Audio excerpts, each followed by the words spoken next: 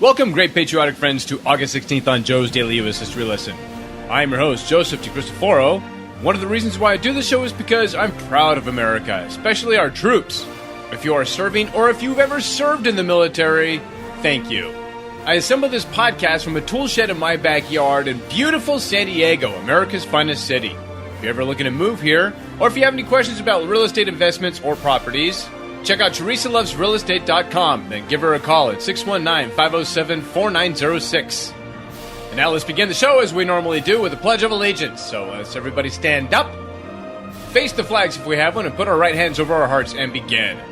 I pledge allegiance to the flag of the United States of America and to the republic for which it stands, one nation under God, indivisible, with liberty and justice for all.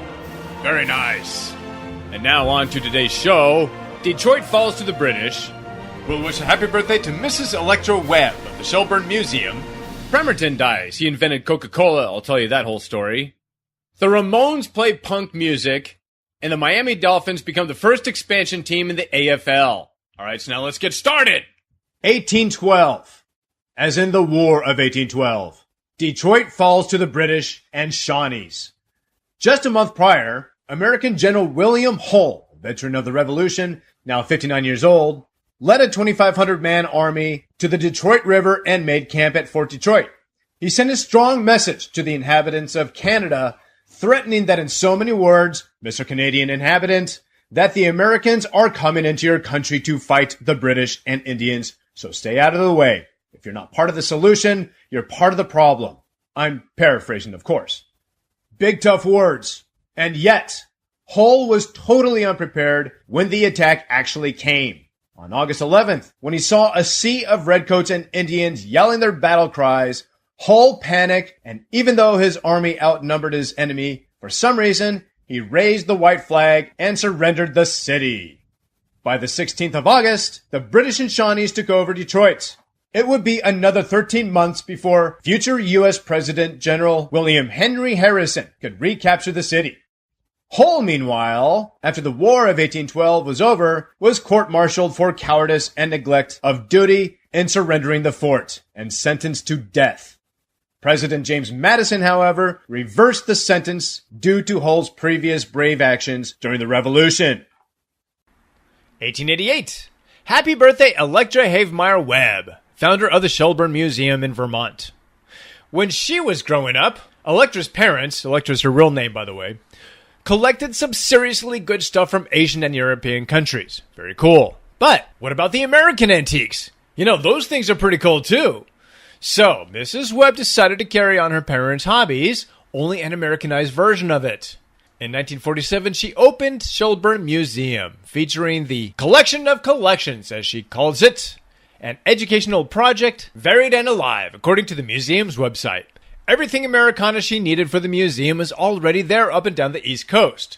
Houses, barns, schoolhouses, a jail, general store, lighthouse, you name it, the whole neighborhood is in the Shelburne Museum. And I don't mean miniature collections. I'm talking about actual real-life buildings. The fact that she was married to a Vanderbilt no doubt helped fund her collection. It's 39 buildings and thousands of rooms on 45 acres.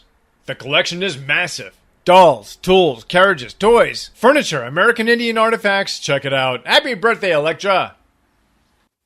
1974, let's go sniff some glue, everybody, at a dive bar in Manhattan. Douglas Colvin, John Cummings, Thomas Erdelisle, and Jeffrey Hyman, a.k.a. Dee Dee, Johnny, Tommy, and Joey Ramone, start belting out a new type of music that would change the world.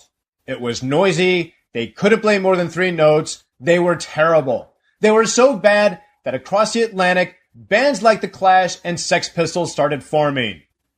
But the Ramones not only get credit for coming up with a new genre of music, if it weren't for the Ramones, we probably wouldn't have Green Day, Nirvana, The Hives, or The Strokes. We probably wouldn't have Metallica either. But don't take my word for it. Kirk Hammett said so himself. There were no standards after the Ramones. All you had to do was just be yourself. These guys did not dress like hippies like everyone else was doing. They wore jeans, leather jackets, and had a big attitude. The Ramones, everybody, like a boss. And finally, in football news, 1965, the Miami Dolphins become the first expansion franchise in the AFL. And so that, scholars, is going to wrap it up for August 16th on Joe's Daily U.S. History Lesson. Once again, I am your host, Joseph DeCristoforo. Take a look at the website, joesdailyushistorylesson.com. Let me know what you thought about today's program. For instance, what's your take on the War of 1812? What kind of charges do you think that William Hull should have faced, giving up Detroit so easily to the British? Soda fans, Coke or Pepsi? Honestly, you could blindfold me and I wouldn't know the difference in a taste test. Ramones fans, what's your favorite song? Pet Sematary? I Want to Be Sedated? I think I was always a fan of Blitzkrieg Bop myself. So yeah, let me know what you think. And you can also take a shot at some of the multiple choice quizzes while you're on there. And don't miss tomorrow's show. I'll talk about the race to Messina, Merrick Patton's The Wrench, Billy the Kid makes his first kill, and baseball news with Lou Gehrig and Richie Ashburn, so don't miss that. In the meantime, you can catch me on Facebook and Twitter, and until tomorrow, thanks for listening, everyone, and thanks for being great patriotic Americans. We'll see you then.